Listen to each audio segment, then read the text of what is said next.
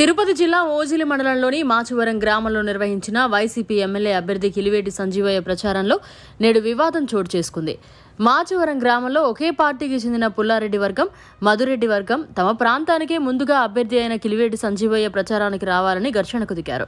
అనంతరం మాటలు కాస్త చేతలుగా మారాయి.